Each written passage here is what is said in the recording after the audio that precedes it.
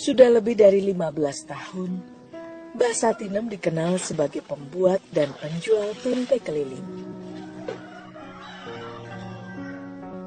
Kini di 80 tahun usianya, ia masih tetap memacu semangat. Tangan-tangan tua Mbah Satinem masih terampil mengarahkan galah demi mendapat lembaran daun pisang pembungkus tempenya. Sang suami sendiri telah lama berpulang ke pangkuan sang kuasa, hingga wanita tua ini terbiasa bekerja membanting tulang menafkahi keluarganya seorang diri. Karena kan nopo niku tanggi-tanggi niku kan adol tempe mbah rene wong adol tempe ngoten lajeng kula sadean niku jaga entek entek entek mbah aku gekno ngoten dene tiyang yakin-yakinan niku kan hamil damelne ngoten. Baru setengah tahun yang lalu ia mengalami sakit pada punggungnya. Tubuhnya pun sulit untuk ditegakkan kembali. Sejak saat itu pula wanita tua ini mulai terbiasa beraktivitas dengan membungkukkan tubuh seperti ini. Enggak ren dati ngoten niku nggih. Ngoten tegas kadang boyokne mak sewetit ngoten pengen nyapun. Ning godhong nek boyok kok mak sewetit ngoten Pak Cinta lajeng kula ning mantuk kula suwangga mawon boyok ngene.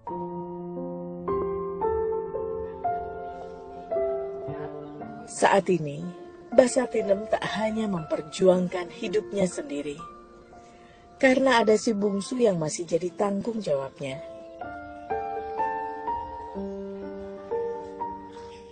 Dua anak Satinem lainnya sudah hidup terpisah dan berkeluarga. Meski ia bisa saja bergantung hidup pada dua anaknya, namun Mbah Satinem justru memilih terus berjuang dengan usahanya sendiri, tanpa harus merepotkan.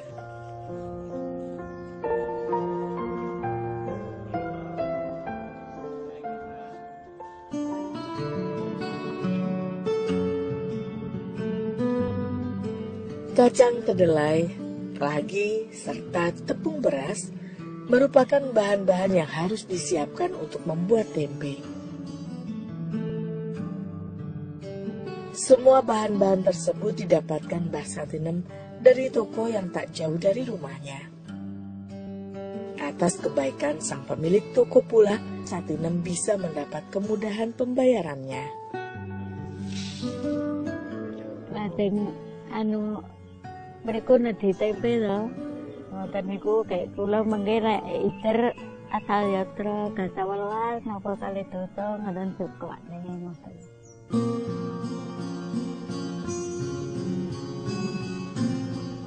Untuk sekali produksi tempe, Mbah Satinem membutuhkan sekitar 2 kg kacang kedelai. Bahan ini terlebih dulu ia rebus selama kurang lebih 2 jam hingga matang, dan tekstur kedelai pun menjadi lebih lunak. Waktu memasak ditentukan pula dengan kapasitas kedelai. Semakin banyak kacang yang dimasak, akan semakin lama pula waktu merebusnya.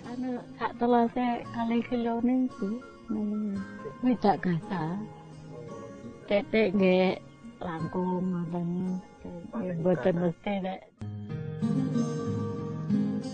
Mengatur besaran api harus Satinem lakukan, supaya hasil rebusannya tidak sampai menjadi gosong di bagian bawah, ataupun padam saat kedelai belum tanak.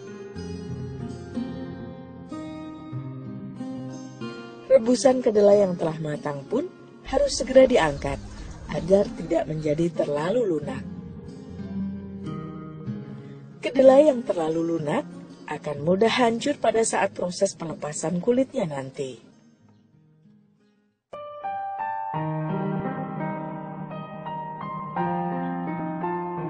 Bisri Mustafa adalah anak bungsunya Sayang, nasib malang menerpa anak dari pernikahan keduanya ini.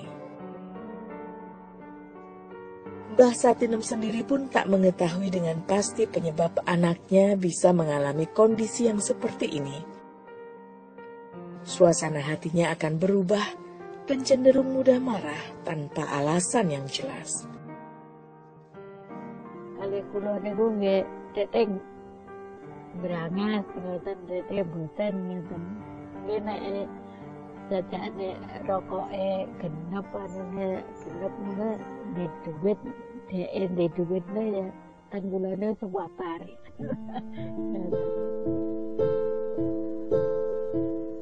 Meski ditakdirkan dengan kondisi yang demikian, masih ada kemauan dalam dirinya membantu sang bunda. Menyiapkan daun dan tali untuk pembungkus adalah tugas Bisri setiap hari, di saat bahan tempe masih diolah sang bunda. Di sekolah SD niku lajeng medal kelas 6 lajeng teng pondok niku lho. Bari ke pondok nggih pun boten lajeng stres iku teng Mbak Amir beto mantuk niku kan kerja ngene Mbak Amir. Mari dadi kon kerja ning kono. Kula dikuntune nggih purun mboten dikuntun nggih mboten ngerti awet riyen. Nggih sak usahan kula piyambak ngoten mawon.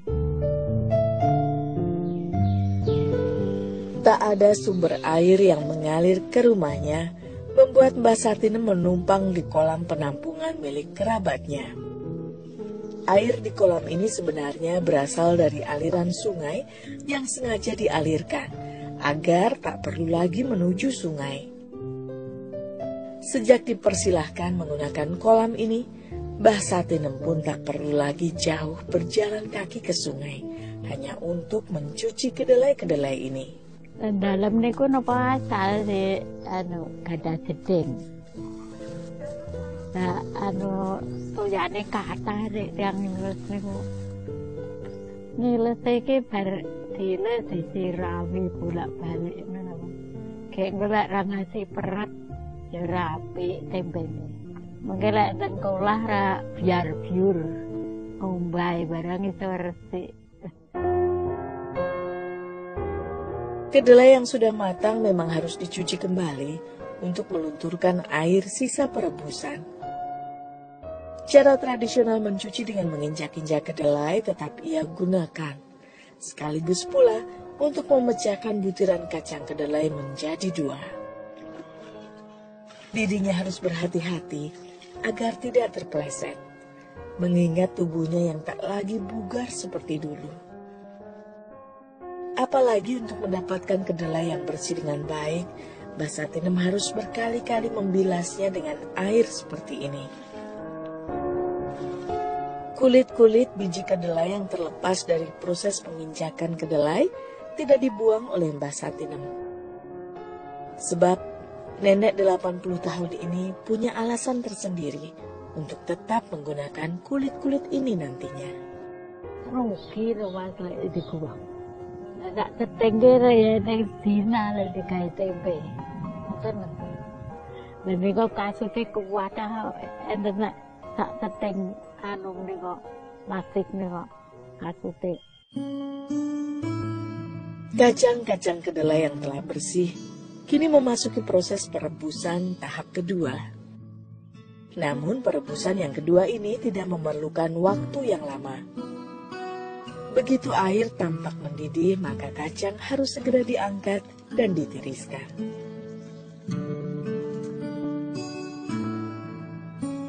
Sebelum memasuki proses selanjutnya, kacang-kacang kedelai dibiarkan dingin terlebih dulu. Tujuannya agar proses fermentasi tempe bisa berjalan dengan baik. Kedelai yang masih panas bisa melemahkan bakteri dalam ragi dan seringkali membuat tempe menjadi cepat menghitam.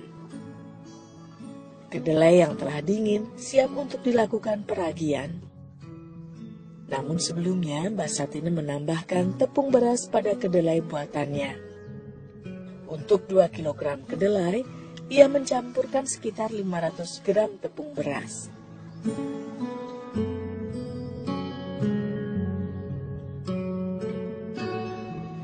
Kemudian bubuk ragi pun diberikan sedikit demi sedikit secara merata. Takaran ragi harus disesuaikan dengan banyaknya kedelai yang dimasak. Kini semua bahan dicampur hingga merata. Penggunaan tepung beras ditujukan agar kedelai jadi tidak menggumpal, sehingga nantinya diperoleh tempe yang lebih baik.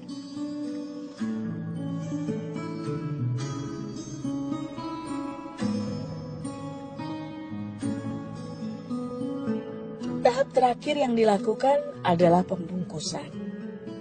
Kertas menjadi alas terluar untuk membungkus tempe.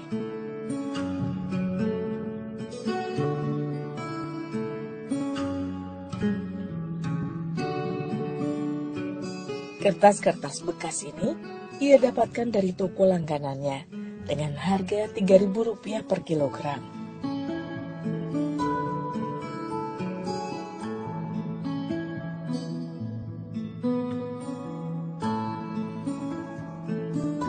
Pembungkus yang bersinggungan langsung dengan tempe sebenarnya adalah lembaran daun pisang ini.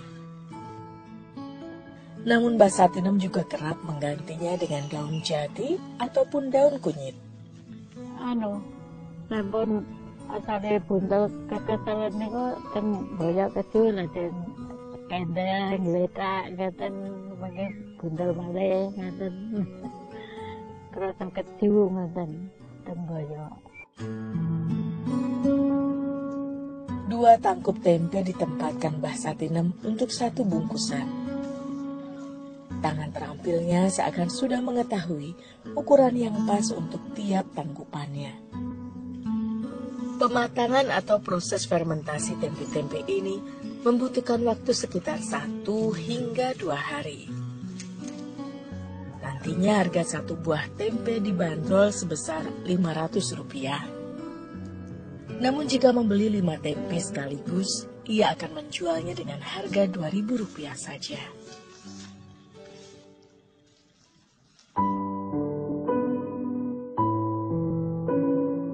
Lewat 65 bungkus tempe yang sudah jadi ini, Sartinem mencoba peruntungannya.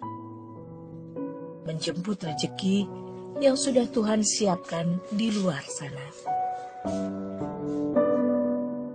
Hanya doa dan keyakinan yang menjadi modalnya untuk tetap mantap melangkahkan kaki. Tanpa tongkat atau alat bantu berjalan, ia melangkah berkeliling kampung.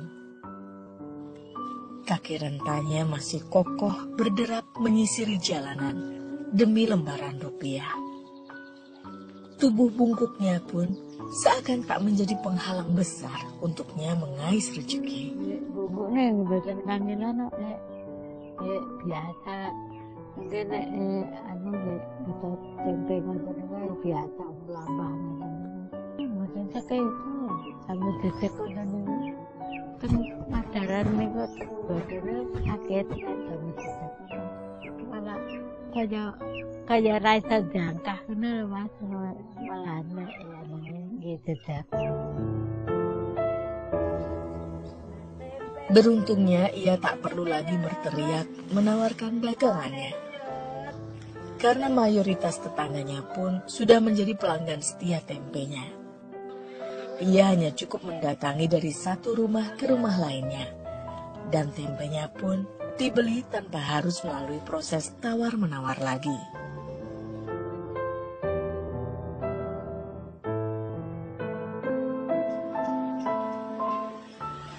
Mengingat modal yang digunakannya ini berasal dari berhutang, maka Mbah Satinem harus cermat, memisahkan antara kewajiban yang harus disetorkan dan hasil yang menjadi haknya.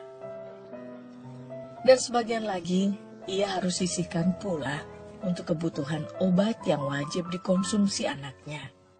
Biasanya gede, nama dosa, dek nama tok ewu, mesti dong. Kadang sanak dulur loro ya tak kawani.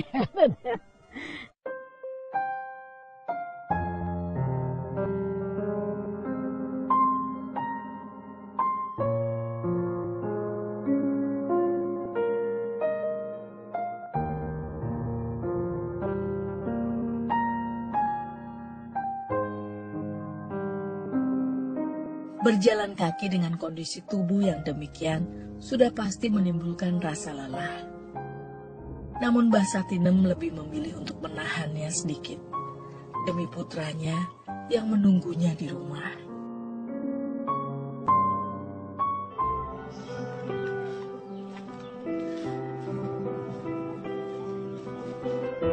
Dengan membayar Rp5.000 per bulannya, keluarga Satinem diperbolehkan mengambil air dari rumah kerabatnya. Kesempatan inilah yang disyukuri mereka.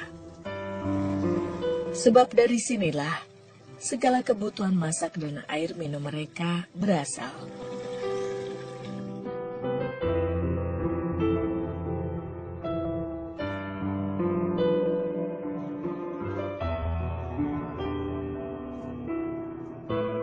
Mengisi gentong air di dapur juga menjadi tugas rutin Bisri.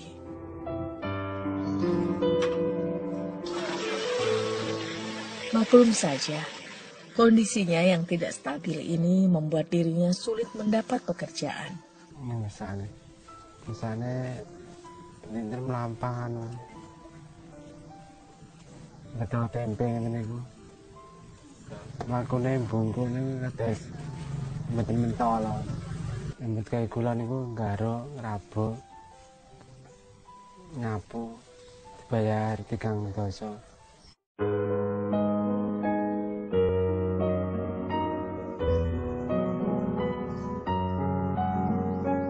Mencuci pakaian yang menjadi salah satu rutinitas Mbah Satinem jika aktivitas berdagangnya telah rampung.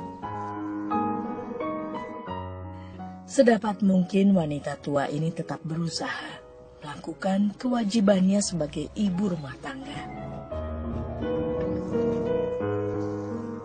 Tak hanya dirinya yang merasa terbantu dengan keberadaan kolam ini, sehingga mencuci pakaian bersama menjadi hal yang biasa di sini.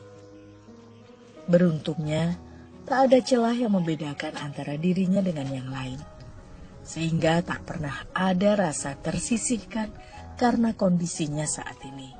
Justru, dirinya dikenal oleh para tetangganya sebagai pribadi yang tegar dan tidak mudah putus asa pada keadaan.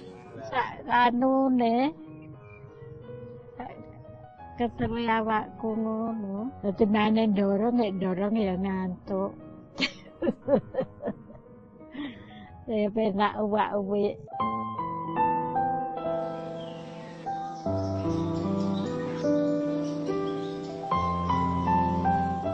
Rumah dengan tanah yang diwariskan dari orang tua Mbah Satinem ini telah berdiri puluhan tahun lamanya. Tak ada yang istimewa dari bangunan tua ini. Bagian depan rumah dipakai sebagai penyimpanan kayu bakar untuk memasak. Kayu ini ia dapatkan dengan harga 10.000 per satu ikatannya.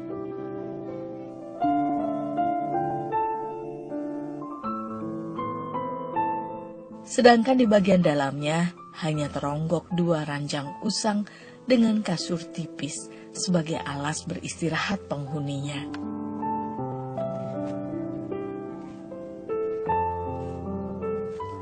Tak terlihat ada peralatan masak yang mumpuni. Sebab untuk mengupayakan agar dapur ini masih tetap berasap saja, sudah lebih dari cukup.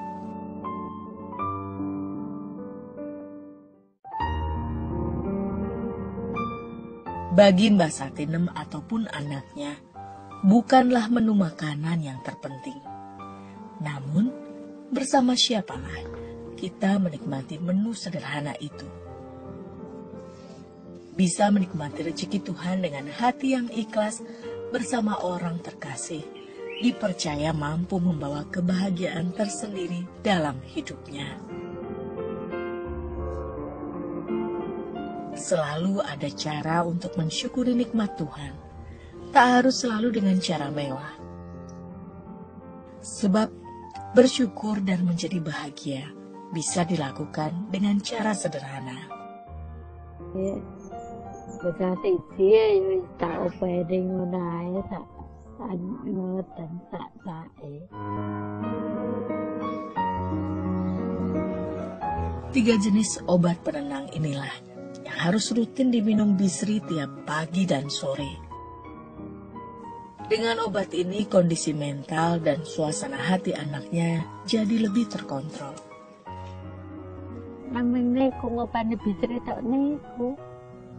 Namanya nggih mungkin kali numbasne obatan paringan niku sak sate 50. Ngoten lho. Bayar sih numbasne lek obate mboten numbas ngono.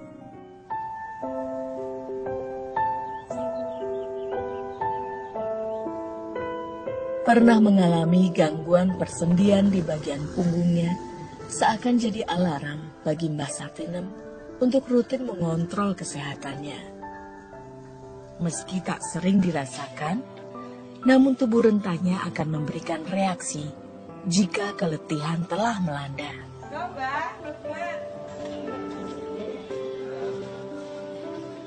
Sebenarnya Mbah Satinem kerap meracik sendiri bahan alami secara tradisional untuk dikonsumsinya sebagai pengganti obat. Namun tak jarang pula dirinya berkonsultasi pada petugas kesehatan seperti ini untuk mendapatkan arahan akan kesehatannya. Apalagi saat rasa sakit itu tak sanggup lagi ditahannya. Teng kita dane kedu teng boyok kedu ngoten. Aku sentek to Pak Sinto situ ora ngoten. Pak Sinto mungkin kulone. Mbah, nek mau pemeriksaannya normal nggih. Niki mengke kula Rasa syukur atas segala yang ada selalu mengingatkan Mbah Satinem bahwa hidup yang masih boleh dijalaninya sampai detik ini merupakan anugerah dari Sang Khalik. Satu hal yang menjadi pegangannya adalah segala kesusahan atau masalah harus tetap dihadapi. Karena pasti ada jalan terbaik dan hikmah yang dapat dipetik. Niki sedina ping kalih. Niki kalih sonten. Niki nggih ping kalih, niki vitamine nggih, Mbak.